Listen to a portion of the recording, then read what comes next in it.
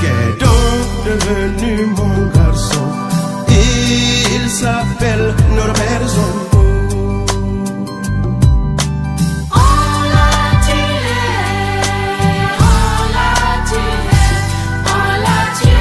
et brûlé à sa cuisse. Qu'est donc devenu mon petit? Il s'appelle Ernest Zongo. 26 ans après, nous sommes toujours debout, toujours déterminés pour que la vérité et la justice se fassent à la suite de l'assassinat crapuleux de Norbert Zongo et de ses 3 compagnons, donc survenu donc, le 13 décembre 1998. Et ce 26e anniversaire, comme tout le monde pourrait le constater, se déroule dans un contexte extrêmement difficile. J'allais dire similaire au contexte qui a prévalu juste avant l'assassinat de Norbert Zongo en 1998. Aujourd'hui, vous le constatez tous, surtout vous, journalistes, vous, acteurs de la presse, que la situation est extrêmement difficile en ce qui concerne les libertés publiques. Nous assistons aujourd'hui à des arrestations arbitraires, à des détentions arbitraires illégales, à des réquisitions forcées. Toutes choses nous rappellent un peu ce qui, comme je l'ai dit tantôt, a prévalu juste avant l'assassinat de Norbert Zongo.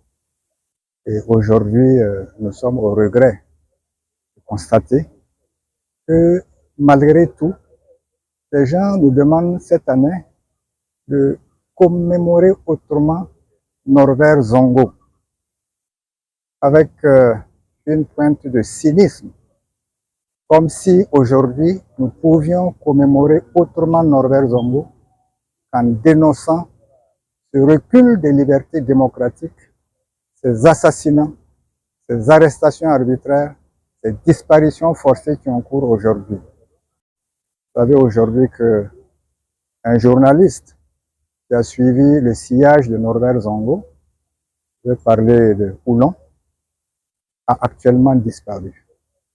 On ne sait pas où il se trouve. Ni sa famille, ni ses camarades, ni ses compagnons ne savent où il se trouve. Et il n'est pas le seul. Bien d'autres journalistes, bien d'autres éléments du peuple, dont des défenseurs des droits humains, sont aujourd'hui portés disparus. Je ne pense pas que dans ce contexte-là, et vu cette situation, des gens aient le culot de nous demander cette année de célébrer autrement Norbert Zongo. Comme vous l'aurez également constaté, et nous avons appris depuis hier qu'il y a un communiqué du procureur du Faso près du tribunal de grande instance de Ouaga 1 indiquant la possibilité que le dossier Norbert Zongo soit enfin jugé courant 2025. Nous l'avons dit, si vous vous en souvenez, au cours de l'animation de la conférence de presse que nous avons tenue le 6 décembre dernier, nous avons dit que la seule possibilité qui s'offre aujourd'hui, la seule alternative qui s'offre aujourd'hui, après tant d'années de lutte, après tant d'années d'attente, c'était le jugement par contumace. Nous sommes aujourd'hui plus ou moins satisfaits de ce qui transparaît à travers ce communiqué du procureur près du tribunal de grande instance de Ouagadougou. Mais nous restons prudents. Ce genre d'annonce, nous l'avons connu par le passé. Tant que nous ne voyons pas poser des actes concrets, nous continuerons à être debout, à être vigilants et à toujours réclamer que, enfin, 26 ans après, la lumière et la justice se fassent suite aux assassinats crapuleux de Norbert Zongo et de ses familles.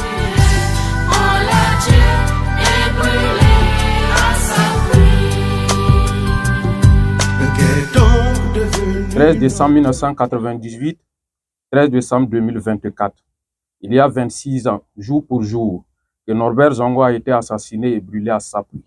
26 longues années que le peuple est debout pour la vérité et la justice. 26 ans que le peuple ne baisse pas les bras malgré l'impunité entretenue au gré des tergiversations et autres pirouettes judiciaires et politiques. Comme chaque année, le peuple est encore là ce matin, dans le froid, mais plus que jamais déterminé. Militantes et militants du CODEMPP et de la CCVC, confrères et consoeurs, peuple du pays réel. En effet, le 13 décembre 1998, le régime barbare et sanguinaire de Blaise Compaoré a franchi le Rubicon en commettant le crime de trop et scellant à jamais son sort. Ce jour-là, Norbert Zongo, fondateur et directeur de publication de l'Indépendant, journaliste émérite, et ses 3 compagnons sont tombés dans une embuscade d'un commando de l'ex-régiment de sécurité présidentielle RSP, la garde prétorienne de Blaise Compaoré, à Sapuy, où ils ont été tués et brûlés.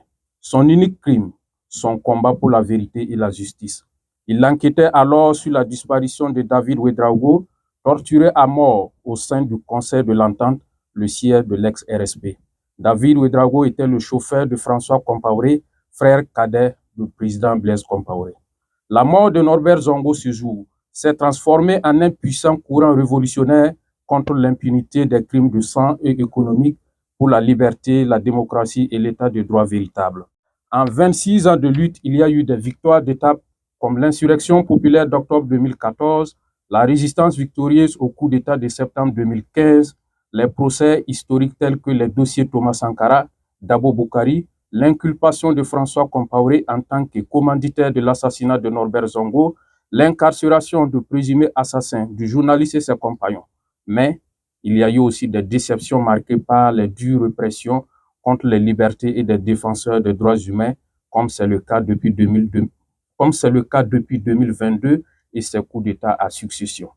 9 ans après la réouverture du dossier judiciaire, force est de constater que le chemin de la justice est toujours parsemé d'embûches, malgré l'espoir d'une justice rapide. L'espoir d'une justice rapide s'est amenuisé. En effet, le commanditaire présumé du crime, François Compaoré, refuse de se soumettre à la justice de son pays malgré le mandat d'arrêt délivré contre lui.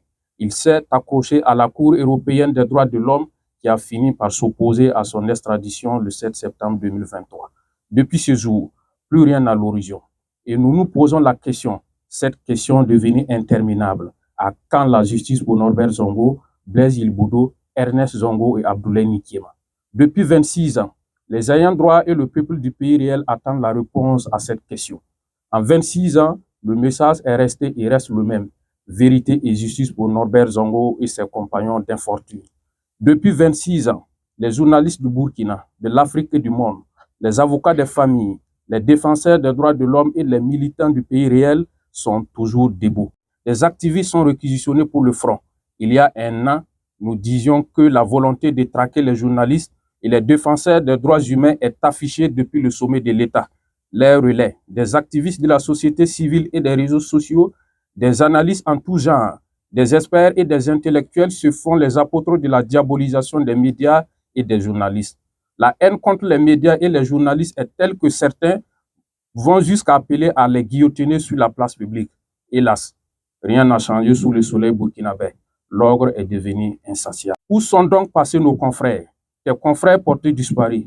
Quels crimes inexpiables ont-ils pu commettre pour être traités de la sorte?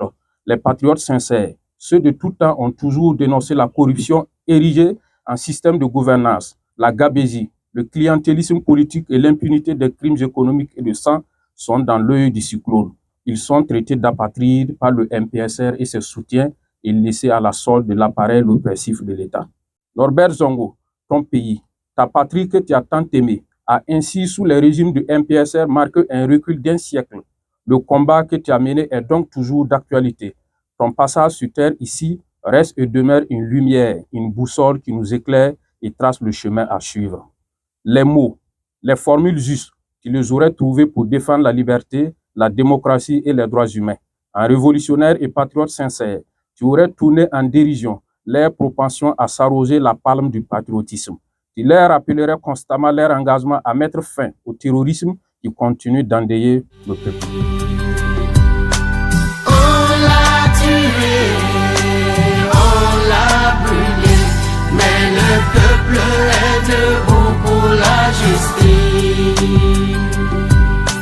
On l'a tué, on l'a brûlé, mais le peuple est debout pour la justice.